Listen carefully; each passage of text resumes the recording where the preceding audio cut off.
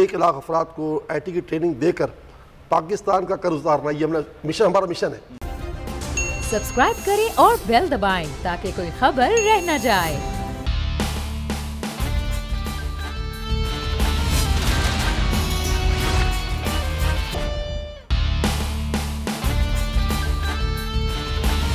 अस्सलामुअलैकुम। The special report with Mudassir Iqbal के साथ हाजिर खिदमत है। नाजरीन, फलाही रियासत का तसव्वुर बार बार वज़ीर आज़म पाकिस्तान बात करते आए हैं।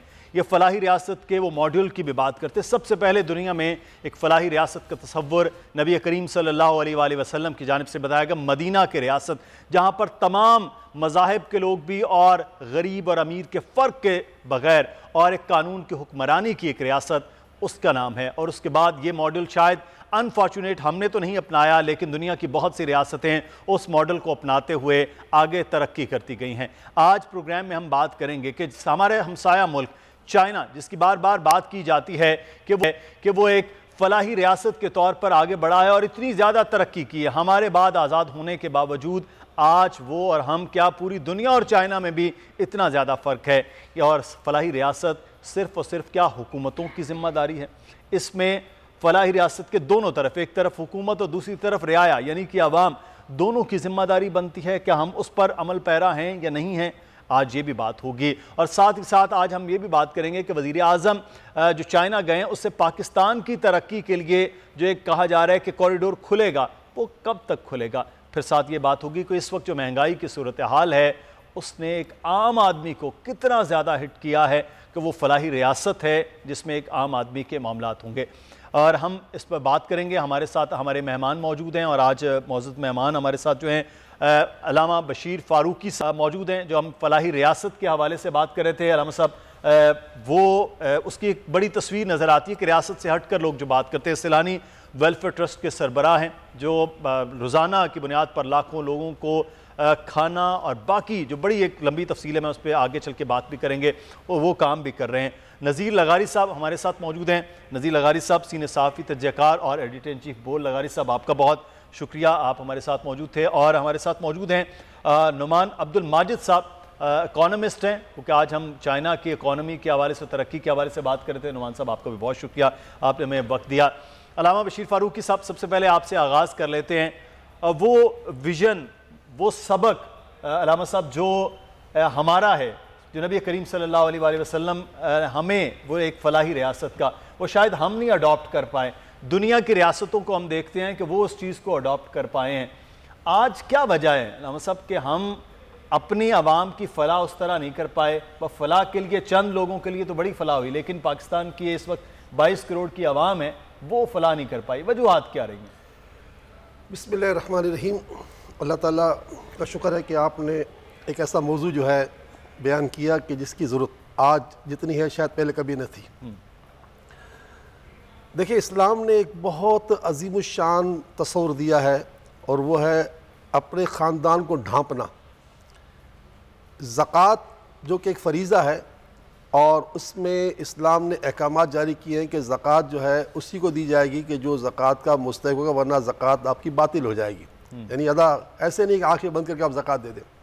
लेकिन इसमें इस्लाम ने ये कहा कि सबसे पहले तुम जो है अपने भाई को देखोगे, बहनों को देखोगे, भतीजों को देखोगे, भांजों को देखोगे, खाला को देखोगे, फूफी को देखोगे, और अपने ख़ानदान के अतराफ़ दादा दादी को, नाना को छोड़ देंगे, माँ बाप को छोड़ देंगे, बीवी बच्चों को छोड़ देंगे। बकिया इन लोगों को आप ख़ुद ही अगर आप ज़कात देने के लायक हैं और ज़कात लेने के ये मुस्तहिक हैं, तो सबसे पहले इनको तुम ढांप लो। और इनको ये मत बताना ज़कात है, इनको ये कहना कि मेरी तरफ से आपको हदिया है, तोहफ़ा है, ईदी है, ख़र्चा है। तो सबसे बुनियादी बात हम लोगों ने छोड़ दी कि हमने अपने अतराफ़ के यहाँ अकरवा परवरी नहीं है। ऐसे आम तौर पर इसको देखा जाए तो यार सब अपने आप को बांट रहे, दूसरों को क्या होगा? हर शख्स किसी न किसी ख़ानदान से जुड़ा हुआ है। तो एक तरीका था जो पहले रसूल अकरम सल्लल्लाहु अलैहि वसल्लम के ज़माने में क्या था, ज़कात बैतुल माल जमा होती थी और फिर वो एक ईमानदारी के साथ तकसीम होती थी। अब चूँकि वो मामलात बहुत ज़्यादा दूर हो गए हमसे, नतीजतन आज रियासत की ज़िम्मेदारी ये है कि सबसे पहले तो जो है ज़कात की तशहीर बढ़ करे, रियासत लोगों को कहे कि तुम अपनी ज़कात निकालो। अब जबरन बैंक से ज़कात ले ली जाती है, फिर इसके बाद ज़कात जो तकसीम हो रही होती है उसमें ये मक़ौल है, हो सकता है गलत हो, कि अंधा बांटे रेवड़िया अपने अपनों को। तो इस तरह रियासत नहीं बनेगी। इमरान खान साहब से मेरी 6-7 मुलाकातें हो चुकी हैं और उस मुलाकात में जो बातें इनकी हैं रियासत की कि भाई रियासत मदीना, तो मैंने हज़रत फ़ारूक आज़म रज़ियल्लाहु तआला का हवाला दिया कि जब 9 महीने क़हद आया मदीने पाक में, ये अल्लाह ताला की तरफ आजमाइश थी, तो उस वक्त हज़रत उमर फ़ारूक रज़ियल्लाहु तआला जो गोरे चिट्टे थे माशाल्लाह, उनका रंग काला पड़ गया और उन्होंने एक एक दिन में 60-60 हज़ार आदमियों को खाना खिलाया मदीने तैयबा में। तो जनाब आला जब तक रियासत के बड़े मुसीबत को मुसीबत समझते हुए अपने आप पर कुछ पाबंदियाँ नहीं लगाएंगे, फिर मैंने इनको सब दुनिया देख रही थी उस वक्त, तो मैंने कहा आप तनख्वाह मत लें, ये सदका जारिया बनेगा। क्योंकि रसूल अकरम सल्लल्लाहु अलैहि वसल्लम ने जो रियासत मदीना बनाई थी तो हज़रत अबू बकर सिद्दीक़ का ये हाल था कि एक मरतबा जब अपने घर पर आए तो खाने में 2 चीज़ें थी, सालन और हलवा। बेगम साहब से पूछा कि भाई ये तुमने हलवा कहाँ किसने भेजा है? तो उन्होंने कहा कि किसी ने नहीं भेजा, आपको जो रोज़ीना मिलता है बैतुल माल से उसमें से आज इतना बच गया था कि मैंने हलवा बना लिया। तो आपने जाते ही हलवे को हाथ तो नहीं लगाया, जाते ही अपने खादिम से कहा कि ख़बरदार हमारा इतना रोज़ीना कम कर दो। तो जनाब बात चलती है ऊपर से, इमरान खान साहब को ये करना होगा कि अगर रियासत मदीना बनानी है तो अपनी तनख्वाह भी छोड़नी पड़ेगी, दूसरों को कायल करना पड़ेगा, फिर देखो कैसे रास्ते बन जाते हैं इंशाअल्लाह। ये एक बड़ा इंपॉर्टेंट है कि ऊपर से जो नीचे है वो इसका इफेक्ट आना चाहिए। लगारी साहब इस पे बात करते हैं।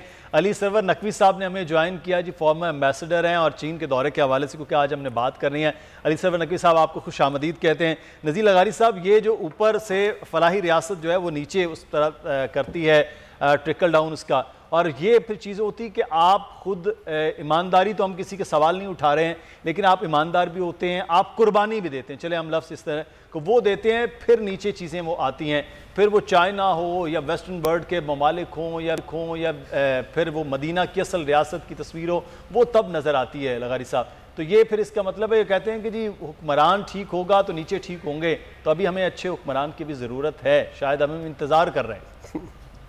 बहुत शुक्रिया। और ये तो एज़ाज़ की बात है कि मैं हज़रत मौलाना बशीर अहमद फ़ारूकी साहब के साथ बैठा हूँ और मेरा उनसे मुकालमा होता है, गुफ्तगू होती है, लेकिन मैं अपनी आंखें भी शर्म से नीचे रखता हूँ कि उनके सामने मुझे बात करते हुए एहतियात करनी पड़ती है। मेरे सामने इस वक्त मिसाक मदीना है। ये दुनिया में चूँकि दस्तयाब चीज़ है, इसकी पहली शिक है जी, सारे मुसलमान अपने आप को रज़ाकार समझेंगे। तो क्या हम लोग जो हैं उस तारीफ़ पर पूरे उतरते हैं उसकी पहली शिक के ऊपर। इस तरह जो दीगर शिकें हैं उन शिकों में बहुत चीज़ें हैं, तफसील से हैं, हर आदमी देख सकता है। ये रियासत तायुन करती है कि दीगर जो मज़ाहिब के लोग हैं उनके साथ आपका ताल्लुक़ कैसे होगा। और ख़ास तौर पर यहूदियों के बारे में भी कहा गया है कि एक दूसरे के हलीफ होंगे और किसी लड़ाई और सुलह की सूरत में दोनों एक दूसरे का साथ देंगे। हालात बदल चुके हैं, मदीना के जो उस वक्त के हालात थे आज वो हालात नहीं रहे हैं। उसके बावजूद दुनिया के अंदर जो अगर हम खैर के, अच्छाई के, बेहतरी के एक पैगाम लेकर दुनिया को बताएं और हमारे यहाँ जिस तरह की एक खौफ, दहशत, डर फैला हुआ है उसका हम कलाकुमा करें। ये नहीं कि हर शख्स के हाथ में हथियार हो और वो पूरे शहर को या पूरे मुल्क को या पूरे आबादी को यरगमाल बना ले, तो हमें उसका हाथ रोकना होगा। फिर ये होता है कि मिसाक मदीना एक कॉन्स्टिट्यूशन है, एक आइन है जो हुजूर अकरम की ज़िंदगी में हुजूर अकरम के अपने हाथ मुबारक से इसका नफूज हुआ, इस पर अमल किया गया।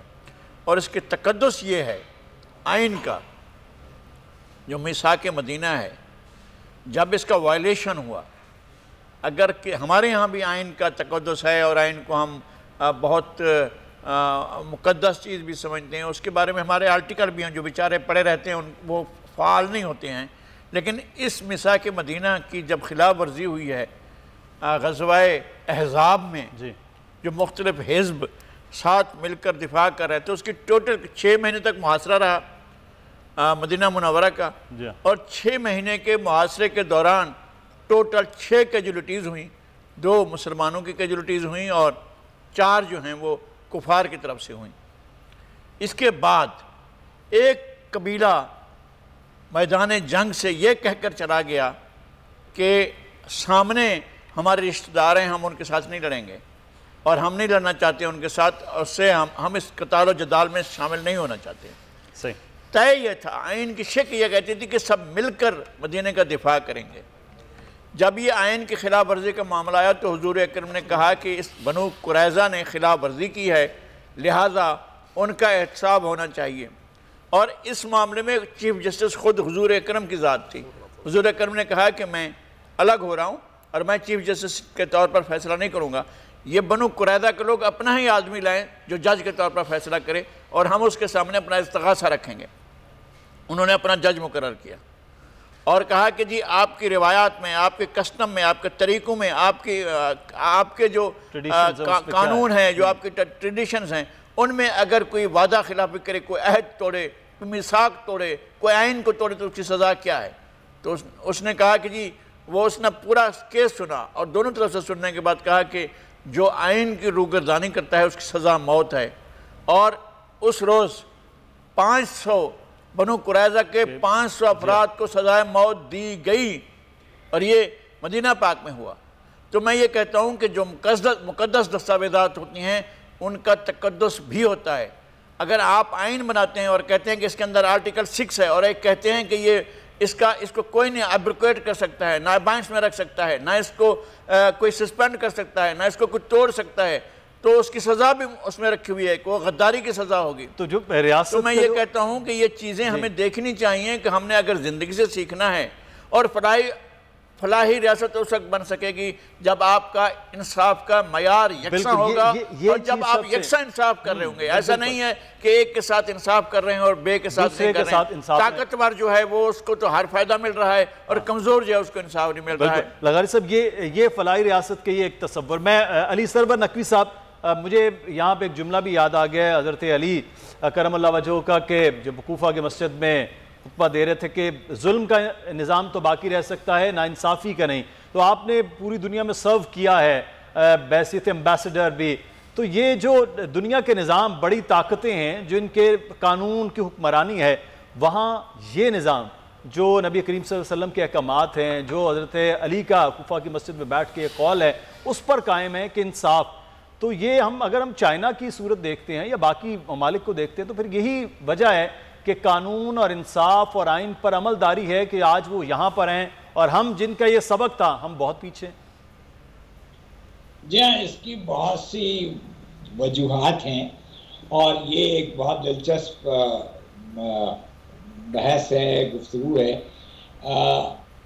देखिए, दुनिया आगे निकल गई है, ये हकीकत है, लेकिन मैं समझता हूँ कि चाइना से हमारी जो दोस्ती है उसका हमें पूरा फ़ायदा उठाना चाहिए। और अब जो वज़ीर आज़म का दौरा है वो उसमें बहुत सी ऐसी बातें होने वाली हैं जिसमें कि पाकिस्तान के कौमी मफाद को फ़रोग़ मिलेगा।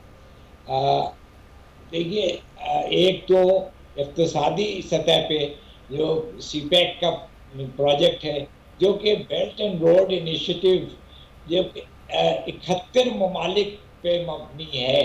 ये चाइना ने, चीन ने 71 ममालिक को इसमें शामिल किया है और उसमें जो फ्लैगशिप ऑपरेशन यानी जो सबसे अहम प्रोजेक्ट है, मंसूबा है, वो सीपैक का है। तो ये तो पाकिस्तान के लिए बड़ी खुशकिस्मती है कि इतना बड़ा मंसूबा और चीन की तरफ से जो एक आलमी इनिशिएटिव है उसमें पाकिस्तान का अहम रोल है।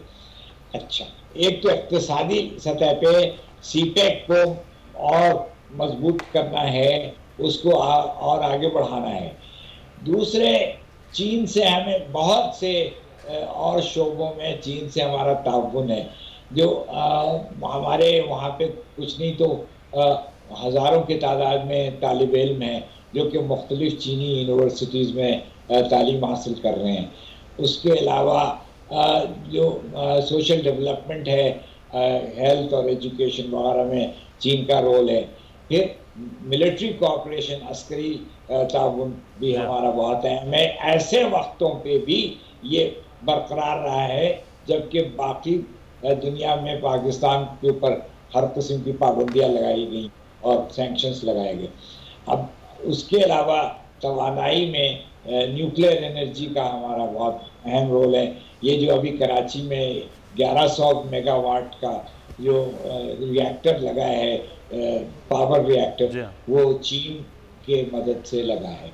तो मैं समझता हूँ कि जो आपने बात की, बहुत अच्छी बात की, और आपके और बाकी पैनलिस्ट ने, कि ये सबसे बड़ा रेफरेंस जो है रसूलुल्लाह के ज़माने की बात का रेफरेंस हो सकता है, मिसाक मदीना की बात हो सकती है, और जो फलाही रियासत के कायम होने की गुफ्तगू है वो भी यहाँ बहुत ही मौजूद है।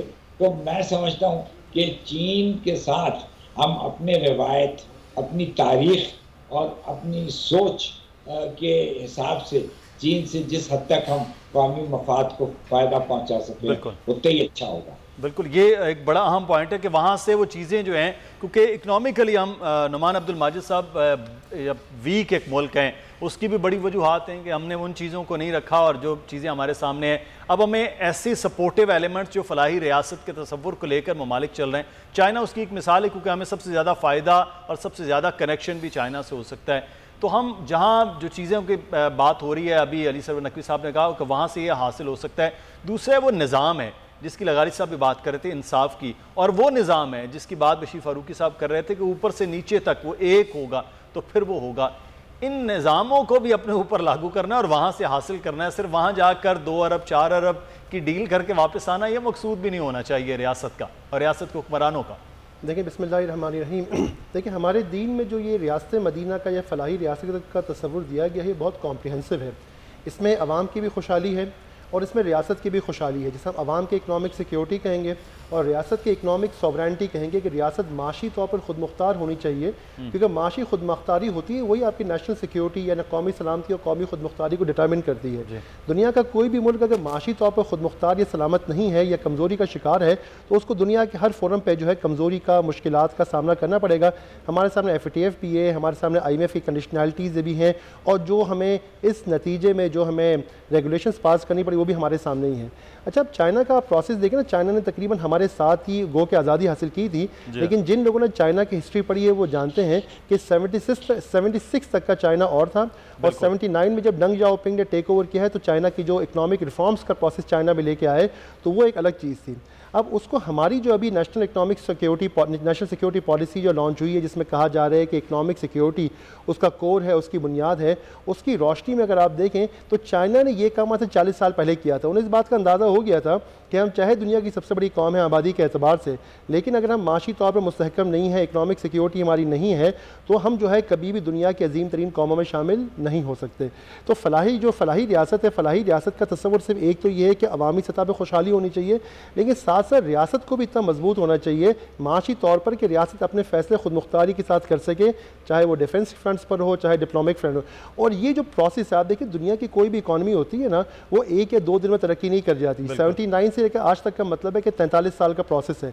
कम से कम आज जो आप पॉलिसीज़ बनाते हैं, इस पॉलिसीज़ के नताइज आने में 10 से 15 साल लगते हैं। आप एक इंडस्ट्री छोटी सी लगाने जाते हैं ना, तो छोटी इंडस्ट्री लगाने में 5 साल का प्रोसेस तो है, ज़मीन लेकर और फाइनेंसिंग अरेंज करके उसको ऑपरेशनल करके और प्रॉफिट बनाने में। तो अगर आपने पूरी इकॉनमी को चलाना है तो कम से कम 15 से 20 साल तक का प्रोसेस होता है। तो ये जो इकोनॉमिक सिक्योरिटी का तस्वुर है, जब तक हमारा डिसीजन मेकिंग प्रोसेस ऐसा नहीं होगा कि वो पॉलिटिकल वेगरी से पॉलिटिकल गवर्नमेंट, देखिए हमारे यहाँ मुस्लिम मुल्क में रहा क्या है, एक गवर्नमेंट आती है, कुछ प्रोजेक्ट्स को लॉन्च करती है, जब वो जाती है तो अगली गवर्नमेंट आकर उन प्रोजेक्ट्स को कैंसिल कर देती है, बिला मुबालगा, चाहे वो अच्छे हों गलत तो ख़त्म कर दिए जाते हैं। तो देखिए इस प्रोसेस को हमें ख़त्म करना होगा। ये कंसिस्टेंट तो हमारे यहाँ बड़ा मसला रहा है नुमान साहब। ये तो एक बहुत बड़ी एक वजह है कि जो हुकूमतें उस तरह से चला रही होती हैं, वो कोई और आके कुछ और तरह से चलाना शुरू कर देता है। हम इस पर मजीद भी बात करते हैं। आप हमारे साथ मेहमान मौजूद हैं जी, अली सरवर नकवी साहब का शुक्रिया अदा करते हैं, हमारे साथ मौजूद है। चीन के दौरे के हवाले से बात हो रही है, हमें ब्रेक लेना, ब्रेक के बाद वापस आएंगे, फिर मजीद बात करेंगे। एक तो हम फलाही रियासत के हवाले से कि ये सिर्फ रियासत की जिम्मेदारी है या आवाम की भी कुछ जिम्मेदारी है, जिससे हम हमेशा बरियो ज़िम्मा ही रहते हैं। ब्रेक लेते हैं।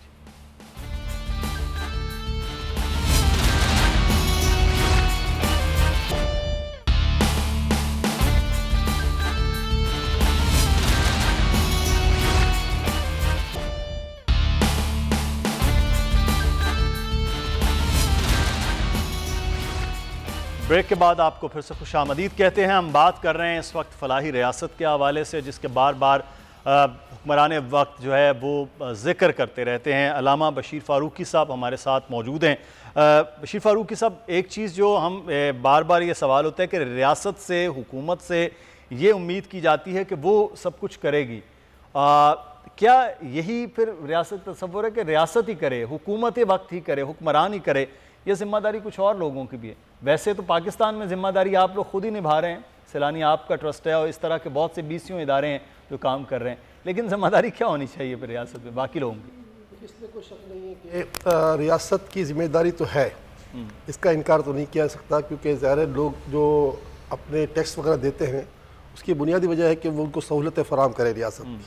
मगर चूँकि हम बहुत गरीब मुल्क हैं और कशकोल लेकर सारा दिन फिर रहे होते हैं और दुनिया के मकरूज़ तरीन मुल्कों में शामिल हो गए, तो हमारे हालात कुछ चेंज हैं, हमें खुद भी कदम उठाना पड़ेगा। अच्छा, सवाल पैदा होता है कि भाई लोग टैक्स ही नहीं देते, फिर टैक्स इसलिए नहीं देते ना। अब अल्हम्दुलिल्लाह हमने 2021 ख़त्म हुआ है, अभी 1 महीना हुआ है। 2020 में हमने काम किया था 6 अरब 20 करोड़ का, और 1 साल में 6 अरब 20 करोड़ का काम किया। 2020 में 2021 ख़त्म हुआ है तो हमारे काम हुआ 7 अरब 75 करोड़ का, यानी पौने 8 अरब रुपए का। ये पौने 8 अरब रुपये हमको लोगों ने दिए ना, हम एक इदारे को बहुत सारे, तो छिपा साहब है, एदी है, शेड फाउंडेशन है, अल मुस्तफा, बहुत सारे इदारे, इमरान खान का इदारा है, खुद है, तो हर इदारा इतना बड़ा काम कर रहा है, किसी का इससे कम से ज़्यादा। तो भाई मसला ये, पाकिस्तान के लोग चैरिटी तो दे रहे हैं, क्यों दे रहे हैं कि रियासत के ये इदारे, जो रियासत के ही इदारे रियासत की तरफ से प्रायोरिटी दे रहे हैं, लेकिन ये लोगों को आगे चीज़ फॉरवर्ड कर रहे हैं। अब सैलानी रोज़ा तकरीबन 2 लाख अफराद को खाना फराम कर रहा है आज अल्हम्दुलिल्लाह। 2 लाख अफराद, 1.5 लाख अफराद को पका हुआ और 50,000 अफराद को कच्चा।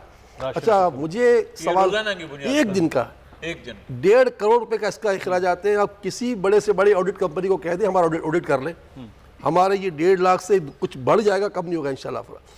कहने का मकसद ये है कि रियासत के साथ ये इदारे भी काम करें, ज़रूरी है, मगर रियासत को सोचना चाहिए कि लोग हमें टैक्स क्यों नहीं देते। इसकी वजह यह है कि हमारे इदारों में जो करप्शन का मामला है वो इतना बढ़ चुका है कि लोगों का एतमाद कम है। एक वक्त ऐसा आना चाहिए दोबारा, इमरान खान साहब फ़ी नफ्स से ही बार बार एक बात का तकरार करते हैं, करप्शन का खात्मा, लेकिन दरअसल मसला ये है कि बाज़ औक़ात तो ये कहा जाता है कि इनके अतराफ़ी लोग भी करप्शन कर रहे हैं। तो मैं यही कहूँगा, पाकिस्तानियों से भी कहूँगा और रियासत की ज़िम्मेदारी से कहूँगा कि देखिए मिलजुल काम करना पड़ेगा। अच्छा, खुदकुशियाँ हो रही हैं तो बेरोजगारी की वजह से हो रही है, भूख से नहीं हो रही। देखिए सैलानी वेलफेयर ने रियासत के 3 इदारों को अपने साथ जोड़ा हुआ है, लंगर खाने, पनाहगाहें और कोई भूखा नहीं सोएगा। इसमें रियासत ने क्या किया, गाड़ियाँ दे दी, रियासत ने पनाहगाहें दे दी, मगर खाना नहीं देती। क्यों नहीं दे रही? को पता है कि जब पिछली हुकूमत में रोटी का सिलसिला शुरू हुआ था तो क्या हुआ कि मैंने खुद बात की थी CM पंजाब से, मैंने कहा आपने क्यों बंद कर दिया, कहा बड़ा करप्शन था। अच्छा, अगर रियासत ये काम करे जाएगी खिलाने का ना, तो कभी नहीं खिला सकेगी। आज अल्लाह का करम है, 3 साल हो गए हम इनके साथ चल रहे हैं, मगर आज तक कभी ये कंप्लेंट नहीं है कि आपका खाना ख़त्म हो गया। तो बस ये कहना पड़ेगा कि जिस तरह सैलानी है, दूसरे इदारे ये काम करेंगे तो काम बनेगा। और ख़ुदकुशी रोकने का ज़रिया ये नहीं है, ख़ुदकुशी रोकने का ज़रिया है सनत है। मैंने पिछली हुकूमत में भी कहा था कि मेहरबानी करके अब ये रूम देख लीजिए ना अपना, इस रूम के अंदर। ये मैं आपकी कथा कलामी की माफ़ी, जब आपके लंगर खानों के साथ वज़ीर आज़म ने वो जो आप कह रहे थे एक कोलैबोरेशन हुआ, उस वक्त लोग बात कर रहे थे कि वज़ीर आज़म का काम ही नहीं था, ये तो सैलानी खुद बड़े अच्छे तरीके से लंगर खानों का काम कर रहा था, वज़ीर आज़म का काम तो कारखाने था, तो ये लंगर खानों की तरफ चले गए। तो वो कह रहे कि लंगर खानों की तरफ लगा दिया, अब पूरी कौम को कारखानों की तरफ जाना चाहिए था। तो कहते ईदी भी खिला रहा था, वो तो सैलानी सबसे ज़्यादा खाना खिलाता है, वो खिला रहे थे। तो बात ये है, इसमें कोई शक नहीं कि ये बात लोगों ने की, लेकिन इन्होंने एक काम कर तो दिया ना। अच्छा, अब हमारा जो सबसे बड़ा मतलब कि मसला पाकिस्तान का, इस रूम को देख लीजिए, इस रूम में कितनी चीज़ें पाकिस्तान की हैं और हर चीज़ पाकिस्तान बन सकती है। जो मुल्क एटम बम बना सकता है, क्या वो ये चीज़ें नहीं बना सकता? बस हमारे मुल्क के इदारों को रिश्वत से पाक किया जाए, पाकिस्तान में मसनूआतें खुद बने, इसके लिए सनतें। इमरान खान साहब अभी वज़ीर आज़म नहीं बने थे, इससे पहले मैंने इनसे कहा था कि आपने कहा था 1 करोड़ लोगों को मुलाजमत दूंगा, कैसे होगा? हमसे पूछो कैसे होगा, आप नहीं कर सकोगे क्योंकि आपके पास इतनी मुलाजमत नहीं है। आप हम ताजिरों के साथ ताउन करें, हमें इंपोर्ट करने दें मशीनें, हम इंपोर्ट करते हैं। एक एक कंपनी में आज लक्की वालों के पास, मोहम्मद अली टब्बा साहब के पास 50,000 आदमी काम कर रहा है, 50,000 फील्ड उसके पल रही हैं। तो अगर आप मौका देंगे सब कुछ होगा। बस सबसे बड़ी बुनियादी बात यह है कि रियासत मदीना का ख्वाब देखने के लिए एक बार फिर कहूँगा कि ये काबीना जो है इसके खर्चे कम किए जाएँ। वज़ीर आज़म सदर पाकिस्तान को मैंने कहा था तनख्वाह न ले, खैर मेरी अपनी खुद सोच थी न ले, ताकि ये सदका जारिया बन जाए। तो जब ऊपर से सिस्टम शुरू होगा तो नीचे खुद मामला अच्छा हो जाएगा। ये ऊपर से मामला हम बाहर से ले आए हैं गवर्नर, उनकी तनख्वाहें लाखों में, मेरे ख्याल में करोड़ों में। स्टेट बैंक के आज डिप्टी गवर्नर के बारे में इतलात आई हैं कि 18.5 लाख रुपए तनख्वाह है। हमारे सदर ममलिकत से 9 लाख ज़्यादा तनख्वाह ले रहे हैं। हमारे वज़ीर आज़म से कोई कितने मैं यही कहने लगा था कि बशीर फारूकी साहब तो कह रहे हैं वज़ीर आज़म और सदर की तनख्वाहें तो शायद कुछ भी नहीं है। जिन अफसरान को हम इम्पोर्टेड अफसरान को लाए हैं लगारी साहब कि वो जितनी तनख्वाहों पर चल रहे हैं, तो सर ये मेरे ख्याल में हमारा तर्ज अमल जो है वो हमारे जो जाहिर करते हैं हम उसके मुताबिक नहीं है। हमारे जाहिर में और बातिन में फ़र्क है। हम एक चीज़ जाहिर करते हैं कि हम ये करना चाहते हैं, लेकिन अमलन करते नहीं। अख्तियारात होते हुए भी हम नहीं करते हैं, वसाइल होते हुए भी हम नहीं करते हैं। अगर हम अपने चीज़ें, अब रेगुलेशन करनी है ना, आपको रेगुलेशन करना कौन सा मुश्किल है। अब बशीर फारूकी साहब ने लानी है एक मशीन, खुद ही लानी है, अपने पैसों से लानी है, ख़रीद कर यहाँ लानी है। आपने यहाँ रोक ली है और कहा कि जी नहीं इसको नहीं जाने दें। भाई पता है ये जब मशीन जाएगी कहीं पर लगेगी तो उससे रोज़गार पैदा होगा, 50 आदमी उससे रोज़गार हासिल करेंगे। क्यों रोक रहे हैं आप उसको कि नहीं जी हमारी शर्त यह है कि ये आप बता रहे हैं कि 3 रुपए की है, नहीं ये तो 3 रुपए की नहीं, ये 300 रुपए की है और इस पर हम 300 रुपये और टैक्स लगाएंगे, अपनी मर्जी से लगाएंगे। कीमत जो जाहिर की जा रही है वो कीमत नहीं मानी जाती है और एक नई कीमत बनाई जाती है। तो ये आप जाएं बरतानिया में जाएं, आप किसी शहर में चले जाएं दुनिया में, आपको 2,500-3 हज़ार यूरो में या 2,500-3 हज़ार पाउंड में बेहतरीन गाड़ी मिल जाएगी। जो गाड़ी आप की सड़क पर चले तो लोग चल कर देखें, लेकिन यहाँ पर वही गाड़ियाँ जब आती हैं तो 50 लाख में मिल रही हैं वही गाड़ियाँ। भाई ये पाकिस्तान कैसा मुल्क है कि दुनिया भर में जो चीज़ें बहुत सस्ती मिल रही हैं वो चीज़ें जो हैं वो आपके यहाँ आकर इतनी महंगी, फिर भी आपके यहाँ गुर्बत है यार, आप तो लूट मार करते हैं। फिर भी मैं आप तो बहुत ज़्यादा गाड़ियों की बात करें। आज की जो बड़ी खबर है वो ये है कि जो बुनियादी दवा है जिसे पैरासीटामोल जिसका एक है वो मुख्तलिफ बुखार की अद्वियात में इस्तेमाल होता है, आज उसकी कीमत जो है वो बढ़ा दी। क्यों? क्योंकि खाम माल पीछे से जो आ रहा है उस पर ड्यूटी इतनी ज़्यादा हो गई है जिसकी वजह से ये बुनियादी दवा है। चलें कुछ ऐसी अद्वियात हो सकती हैं जिन पर आप किया जाए जो बहुत कम लोग इस्तेमाल करते हैं, लेकिन ये तो हर घर में तकरीबन 1-2 उसके जो ना वो पड़ी होती हैं स्ट्रिप्स और हर बंदा ये ले रहा होता है। बल्कि यहाँ तो डिपार्टमेंट और किराने की और पान की दुकानों तक भी ये दवाइयाँ पड़ी होती कि लोग वहाँ से ख़रीद सकते हैं। तो वो चीज़ें बढ़ गई हैं। तो क्यों? क्योंकि इम्पोर्टेड वाला मामला है। जो बात बशीर फारूकी साहब कर रहे थे कि इम्पोर्ट होती है और साथ ही चीज़ें वो बढ़ जाती हैं। जिस सेक्टर की बात कर रहे हैं, सीमेंट सेक्टर है, टेक्सटाइल सेक्टर है, ये फार्मास्यूटिकल, बहुत पैसा इन सेक्टर्स ने कमाया और बड़ा काम हुआ है। अब मराद का ये मामला है कि वो सारी चीज़ें अगर रोकी गई हैं तो फिर आप मुकाबला बांग्लादेश से नहीं कर सकते हैं। तो जो टैक्स टू GDP की बात हो रही है नुमान साहब, ये पाकिस्तान में वो बहुत मतलब हम समझते कम है। इनडायरेक्ट टैक्स तो हो रहा है लेकिन सर जो कमा रहे हैं वो भी टैक्स चोरी कर रहे हैं। तो ये भी एक रियासत के लिए मुश्किल हो जाती है कि जब रियासत को पैसा नहीं मिलता है। देखें बात यह है कि अगर हम देखें ना दुनिया कहाँ खड़ी है, हम अक्सर मिसाल देते हैं कि भाई दुनिया के फ़लाने मुल्क में फ़लाही रियासत है। जो फ़लाही रियासतें हैं ना दुनिया की, उनमें जो टैक्स टू GDP रेशियो वो 46% है। कितना है? 46%। हमारे मुल्क में कितना है? 9.5%। हमारे मुस्लिम ममालिक में अक्सर हम मिसाल दें, तुर्की बड़ा तरक्की कर गया। हम में से बहुत से लोग जो गए कहते हैं बड़ा अच्छा। तुर्की का और अमेरिका का टैक्स टू GDP रेशियो बराबर है, यानी 24% है। हमारा कितना है? 9.5%। तो देखिए दुनिया के जिस मुल्क ने भी तरक्की की है ना, ये बात तो हतमी तौर पर तय है कि बगैर टैक्स दिए दुनिया की कोई भी कौम आज तक तरक्की नहीं कर सकी, हुआ ही नहीं है। तो हम कोई मुस्तस्ना तो है नहीं कानून कुदरत से कि हम टैक्स देंगे तो हमारा मुल्क तरक्की करेगा। हाँ ये बात ज़रूर है कि टैक्स का जो पैसे का इस्तेमाल है वो डेमोस्ट्रेशन होनी चाहिए, उसका नज़र आना चाहिए।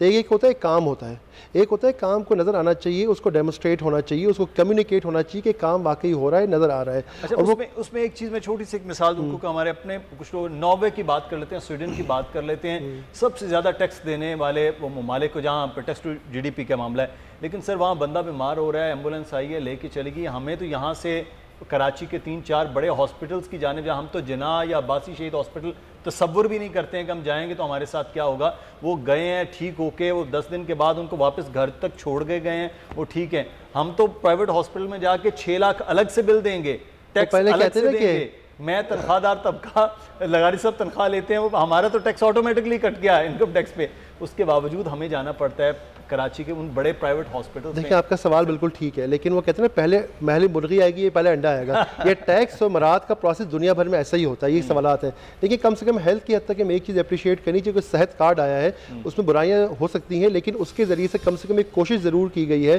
कि इतनी बड़ी आबादी के मुल्क में कम से कम सेहत का निज़ाम ठीक कर दिया जाए। अच्छा देखिए टैक्स का जहाँ तक डेमोस्ट्रेशन का ताल्लुक है ना, वो भी ठीक हो सकता है। एक मैं जुमला अगर कह दूँ, इज्जत नफ्स के साथ अगर कोई शख्स अपना खाना खा सकता है सैलानी के जो उस पर दस्तरखान से जाकर, वो तसव्वुर भी नहीं कर सकता था पाकिस्तान के बड़े हॉस्पिटल में इज्जत नफ्स के साथ वहाँ जाकर अपना इलाज करना, जो कि अब हो जाएगा। तो ये अब हो गया, ये एक इनकलाबी एक तब्दीली है। और देखिए ये वो चीज़ें जो नज़र आएगी, देखिए जब आप डेमोस्ट्रेट करेंगे, आप दिखाएंगे लोगों को कि काम हो रहा है। आप तालीमी निज़ाम को देख लें ना, आप देखिए कि हम में से कितने लोग हैं अपने बच्चों को जो है वो सरकारी स्कूल में भेजना पसंद करते हैं, नहीं है। लेकिन जब अब देखिए तालीम के शोबे में आप देख लें कि पाकिस्तान जो तालीम के शोबे में दुनिया के पसमानदा तरीन मालिक में है। दुनिया तो आप छोड़ें, अगर आप साउथ एशिया को भी देख लें तो साउथ एशिया में भी दुनिया के पसमानदा तरीन मालिक में। अभी बहुत सारी बात हुई ना, फलाही रियासत की बात हुई, इंपोर्ट की बात हुई। अगर आप बुनियाद में चले जाएं इसकी, अगर मुझसे आप पूछें इसकी बुनियादी वजह ये कि हमारे पास हायर एजुकेशन ख़त्म है। आपको पता है इत्तेफाक से हमारा टैक्स टू जीडीपी रेशो और जो हायर एजुकेशन का रेशो बराबर है। यानी अब जो खरीजी मालिक इसमें कहा जाता था कि भाई हायर एजुकेशन बहुत नीचे है, अब वो भी हमसे बहुत आगे निकल गए हैं और हमारा कुछ 9% के आसपास रेशो, यानी कि पाकिस्तानी अवाम के 8-9% लोग हैं जिनके पास सानवी आला तालीम के मौके मुहैया हैं, वरना तो लोगों में मुहैया ही नहीं है। अब आप मुझे बताएं कि बगैर तालीम हासिल किए आप मशीनरी कैसे बनाएंगे। जो एप्पल का CEO तो उससे एक बार सवाल किया गया कि भाई आप ये बताइए कि यार आप तो अमेरिकन हैं लेकिन आपने अपना कारखाना एप्पल का उधर लगाया हुआ है। कहता भाई अगर मुझे सुपरवाइज़र चाहिए होता है ना अपनी फैक्ट्री में, वो अगर मुझे अमेरिका में मुश्किल से एक सुपरवाइज़र मिलता है ना, तो मुझे वही चाइना में खड़े खड़े 5 मिल जाते हैं। तो बात ये कि वहाँ जो HR अवेलेबल है जिस मैार पर, वो HR हमारे पास नहीं है। तो देखें आप हम तमाम के अगर कहें ना कि इम्पोर्ट्स करनी है, इम्पोर्ट सब्सिट्यूशन करनी है, करंट अकाउंट डेफिसिट करना है, अगर सबका एक हल निकाले, एक हल, तो वो ये है कि आपने अपने निज़ाम तालीम को ठीक करना होगा नीचे से लेकर और ऊपर तक। आप ये बात देखेंगे 23 करोड़ की आबादी का मुल्क है ना।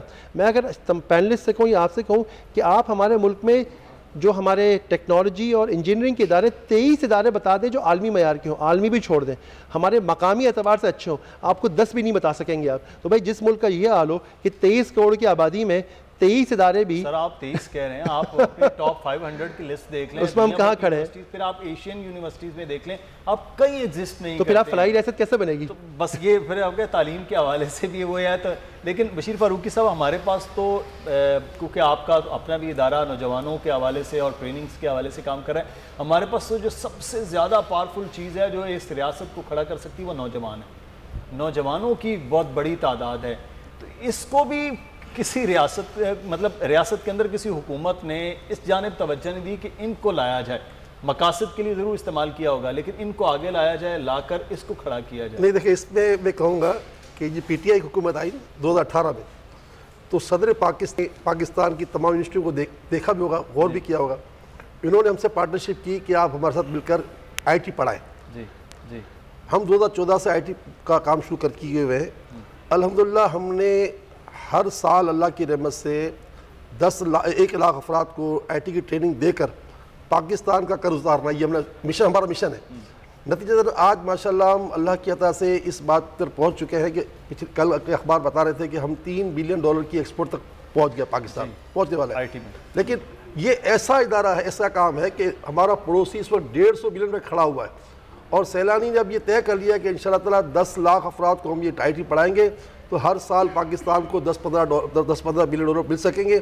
इस सिलसिले में सदर पाकिस्तान मसला क्या ताउन किया, इन्होंने हमें मतलब इन्हें फैसिलिट किया और अब 20 तारीख को नेशनल स्टेडियम में खुद वो आ रहे हैं और पूरा स्टेडियम भर जाएगा इंशाअल्लाह ताला।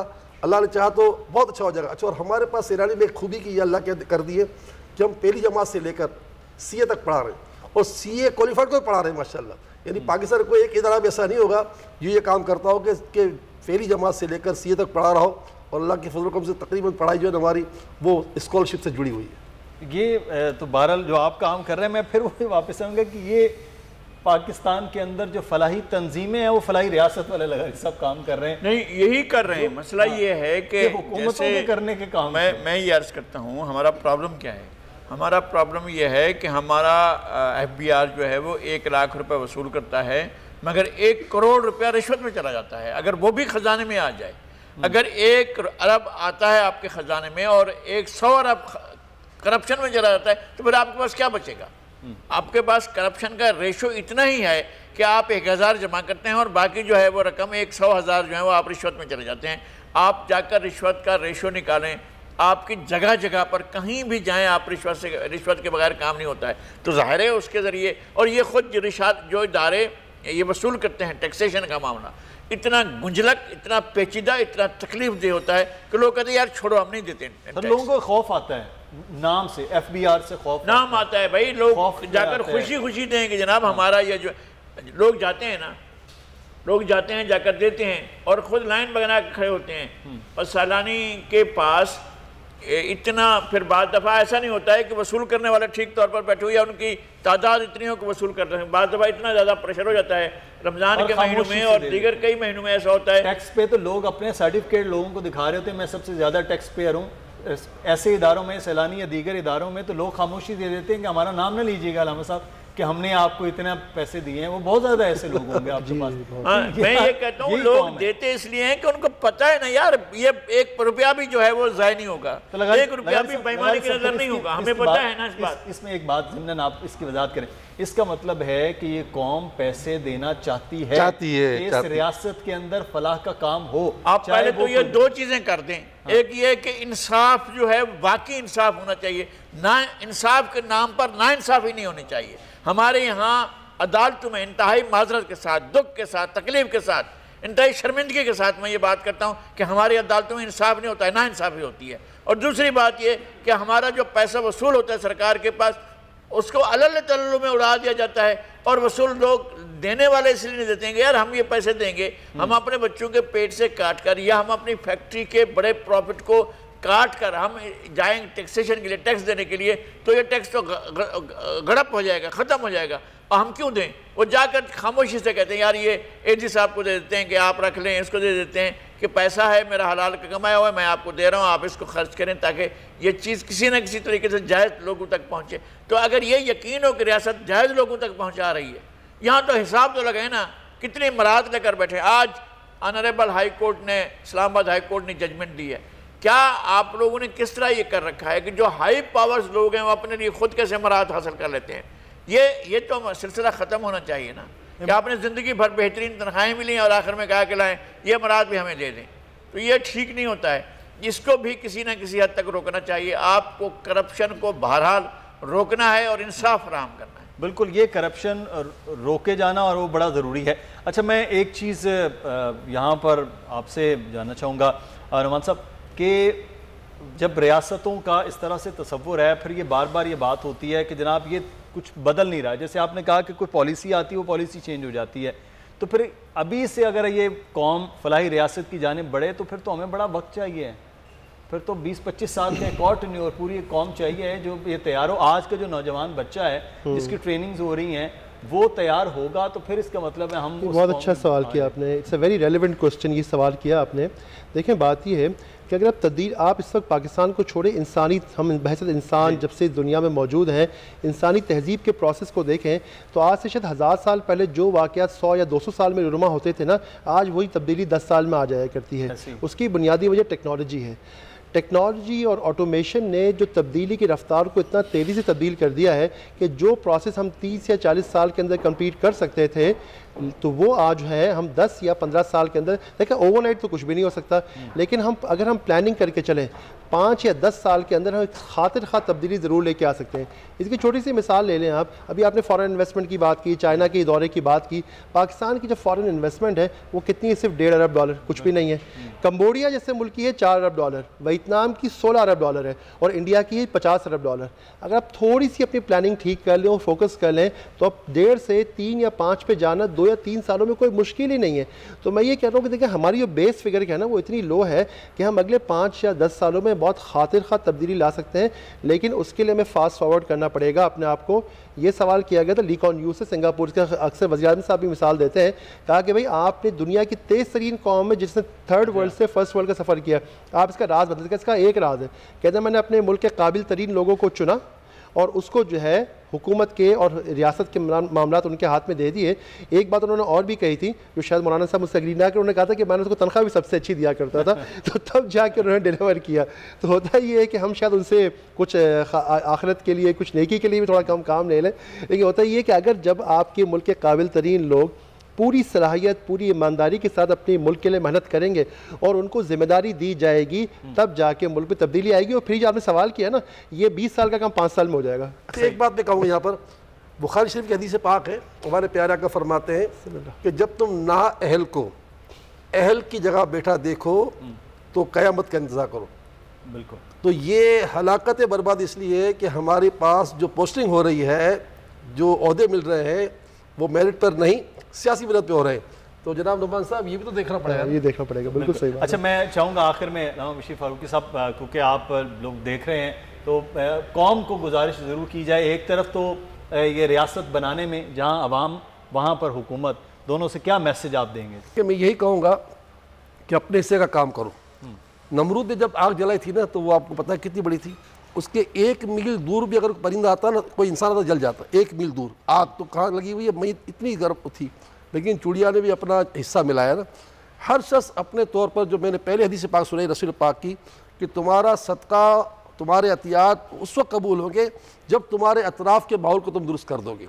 तो मैं रियासत से कहूँगा कि हर ख़ानदान में अल्हम्दुलिल्लाह अच्छे लोग, मालदार लोग हैं, वो हमारे इदारे की तरफ न जाएँ, वो पहले इनको देखें। हाँ, अगर नहीं हो तो फिर हम जैसे लोगों को देखें। मेरा पैगाम एक तो ये है। दूसरा ये कि आपके घर में अगर 8 रोटियाँ पकती है ना, तो 10 पका लीजिए, 2 किसी चौकीदार को दे दीजिए, किसी ड्राइवर को दे दीजिए, किसी खान साहब को दे दीजिए। एक आदमी का खाना का अगर दे देंगे तो हदीस पाक में कि जिसने जिस दिन सदका किया उस दिन वो हलाक नहीं होगा। बिल्कुल, ये बहुत शुक्रिया अल्लामा बशीर फारूकी साहब हमारे साथ मौजूद थे। नज़ीर लगारी साहब आपका भी बहुत शुक्रिया। नुमान अब्दुल माजिद साहब आपका भी बहुत शुक्रिया। मुदस्सिर इकबाल को प्रोग्राम से इजाज़त दीजिए इस उम्मीद, इस दुआ और इस तवक्को के साथ कि फ़लाही रियासत के लिए जो रियासत में हुकूमतें हैं वो काम कर रही हैं, और उतना ही ज़्यादा काम जो है वहाँ के रहने वाले अवाम या रियाया जिसे हम कहते हैं उनको करना होगा। तो फिर ये ख्वाब शायद 10-15 साल नहीं, 1-2 साल के अंदर भी पूरा हो सकता है। अल्लाह हाफ़िज़।